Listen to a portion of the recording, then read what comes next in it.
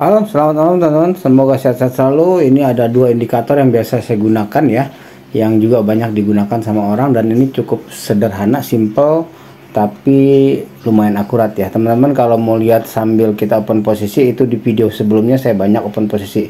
Dan yang kali ini, yang di sini teman-teman nih ya, penurunan ini kemarin kita kebetulan ambil posisi ya, walaupun memang take profitnya masih di atas ya, jadi sebetulnya bisa sampai ke bawah. Nah, ini teman-teman bisa kita lihat di sini ya. Ini saya hapus dulu semuanya. Ya, cara menggunakannya ada dua, kita pakai satu Ocean Oscillator ya. Yang kedua itu support and resistance ya, atau SNR. Yang ketiga biasa pakai relative strength index. Cuman kali ini relative strength indexnya ternyata belum tercapai, tapi posisinya sudah benar. Nah, ini kita lihat teman-teman ya. Ini di time frame-nya, ini saya hapus dulu deh, yang ini relative strength index kita hapus ya. Time frame-nya ini di H1 ya, di per jam XAUUSD. Teman-teman bisa lihat di sini ada dua momen ya. Yang ini sempat saya ambil posisi yang ini ya. Di sini titik sini ke titik sini naik nih ya. Sedangkan di Ocean Oscillator dia malah turun atau tidak berhasil menyamai kedudukannya ya. Jadi dia malah turun, titik ini ke sini turun. Nah, berarti di area ini itu bisa kita pandang sebagai area supply ya. Area supply yang dia akan terjadi penurunan atau reverse. Ya, nah, itu ini bisa dibilang Ocean Oscillator divergent. Ocean Oscillator ada dua. Ada yang convergent, penerusan arah, atau ada yang divergent, itu pembalikan arah. Yang ini divergent, pembalikan arah. Tapi jangan pernah ambil posisi atau open posisi hanya dengan satu indikator ini aja ya. Minimum teman-teman ada dua atau bahkan tiga atau lebih, itu lebih bagus lagi ya. Jadi akan memperkuat ini kita teman-teman ya, kalau lebih akan memperkuat posisi kita. Nah, di sini awal sudah ada petunjuk dari Ocean Oscillator bahwa akan terjadi penurunan harga di sini. Nah, kita harus cari di mana titik penurunannya. Titiknya kita cari kita dapat dari adanya support and resistance sebelumnya. Ini saya kasih gambar nih ya. Di sini ini titik terakhirnya teman-teman nih ya. Titik terakhir dia berbalik arah nih. Nah, sekarang kita lihat di sebelah kirinya ada nggak dia? Di sebelah kirinya ada nggak titik support and resistance? Kita geser ke kiri terus.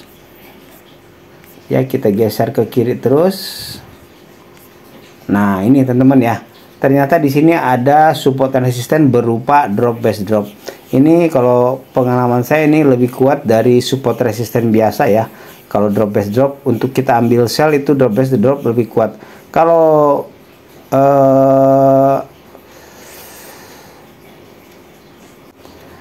rally base rally itu lebih kuat kalau kita ambil posisi buy.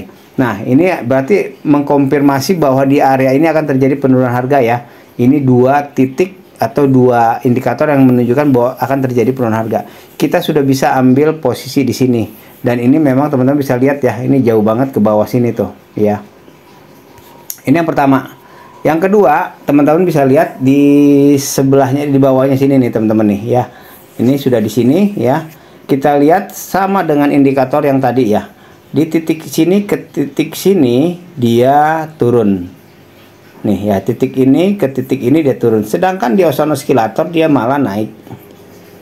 Ya, cari yang selalu berlawanan. Nah, dia malah naik nih ya. Berarti di area ini akan terjadi pembalikan harga atau reverse ya. Ini akan terjadi reverse ke atas. Nah, ini teman-teman nih ya. Walaupun ini masih sedikit ya, ini masih agak turun sedikit ya. Tapi ini sudah menunjukkan bahwa akan terjadi pembalikan arah ya. Nah, kita bisa lihat di sini teman-teman, di sini ya. Yang titik ini kita kasih garis sekarang. Nah, ini ya. Titik ini kita kasih garis sekarang. Kita sekarang geser ke sebelah kiri. Ada nggak area resistensi atau area support yang disentuh? Nah, ini teman-teman nih ya.